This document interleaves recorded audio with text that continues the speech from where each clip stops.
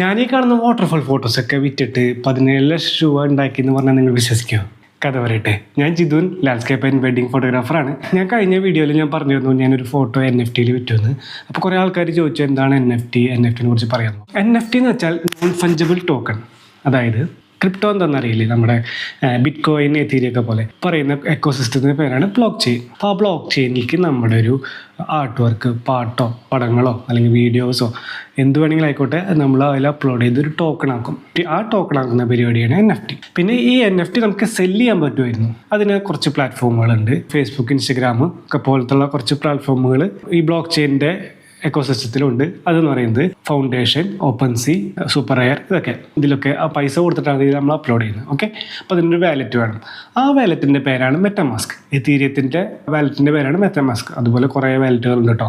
അപ്പോൾ ആ മെറ്റമാസ്ക് നമ്മൾ ഗൂഗിൾ ID പോലെ ഒരു സംഭവമാണ് മെറ്റമാസ്ക്. അപ്പോൾ നമുക്ക് ആ വാലറ്റിൽ എന്തൊക്കെ ഉണ്ടാവും, നമുക്ക് പൈസ ഇടാം അല്ലെങ്കിൽ പൈസ ആർക്കെങ്കിലും ട്രാൻസ്ഫർ ചെയ്യാം. അപ്പോൾ അതൊക്കെ ബേസിക്കായിട്ട് മെറ്റമാസ്കിൽ നടക്കും. പക്ഷേ അതെല്ലാം എത്തീരിയത്തിലാണ് നടക്കുക. നമ്മുടെ ഫോട്ടോസോ അല്ലെങ്കിൽ നമ്മുടെ ആർട്ട് വർക്കൊക്കെ നമ്മൾ ഈ പ്ലാറ്റ്ഫോമിൽ ഇടാൻ വേണ്ടിയിട്ട് ആ പ്ലാറ്റ്ഫോം ഒരു ഫീസ് മേടിക്കുന്നുണ്ട്.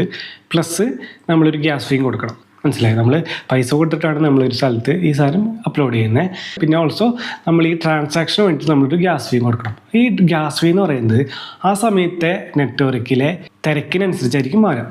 ഇപ്പം ഞാൻ ചിലപ്പോൾ പുലർച്ചയ്ക്ക് ഞാൻ ചെയ്ത് കഴിഞ്ഞാൽ ചിലപ്പോൾ എനിക്ക് ഭയങ്കര പൈസ കുറവുണ്ട്. $1, $2 നമുക്ക് ട്രാൻസാക്ഷൻ ചെയ്യാൻ പറ്റും.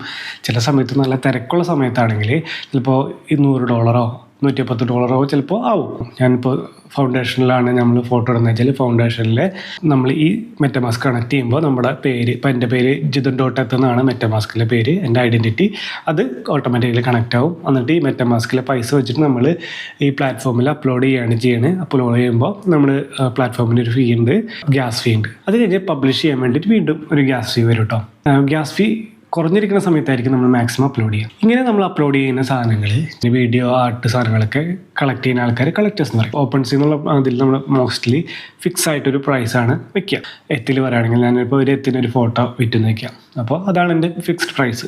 ഫൗണ്ടേഷൻ, സൂപ്പർ എയറിലൊക്കെ ബിഡ് എന്നുള്ള ഓപ്ഷൻ ഉണ്ട്. അതായത് നമ്മളൊരു ഫോട്ടോ നമുക്ക് ബേസിക് ഒരു എത്ത് കിട്ടണം. പിന്നെ അതിന് കൂടുതൽ നിങ്ങൾ കുറേ ബയേഴ്സ് നിങ്ങൾക്ക് വേണമെങ്കിൽ ബിഡ് ചെയ്തെടുത്തോ. അങ്ങനെ അപ്പോൾ 24 മണിക്കൂർ ബിഡ് ചെയ്തിട്ടൊക്കെയാണ് നമ്മൾ ചിലപ്പോൾ 0.1 സ്റ്റാർട്ട് ചെയ്ത സാധനം ചിലപ്പോൾ 10 വിറ്റിട്ടുണ്ടാവും. ക്രിപ്റ്റോയിൽ കുറേ പൈസയുള്ള ആൾക്കാരുണ്ട്, കുറേ മില്യനേഴ്സ് ഉണ്ട്. ഇങ്ങനെ അവരുടെ ഒരു സ്റ്റാറ്റസ് പോലെ ഇങ്ങനെ ബിഡ് ചെയ്ത് അത് ചിലപ്പോൾ 10, 20 വിൽക്കും. ഇതിൽ ഭയങ്കര വലിയൊരു ടോപ്പിക്കായിട്ട് ഞാൻ സെക്കൻഡ് പാർട്ടും കൂടി ചെയ്യുന്നുണ്ട് കേട്ടോ. അപ്പോൾ അതിന് ഞാൻ അതിനെക്കുറിച്ച് എങ്ങനെയാണ് അതിന് കൂടുതൽ ഡീറ്റെയിൽസ് ഞാൻ അതിൽ ആഡ് ചെയ്യുന്നുണ്ട്. പിന്നെ അടുത്ത വീഡിയോയിൽ പുതിയൊരു ഗസ്റ്റും കൂടി ഉണ്ടാവും. അപ്പോൾ അടുത്ത വീഡിയോയിൽ കാണാം കേട്ടോ.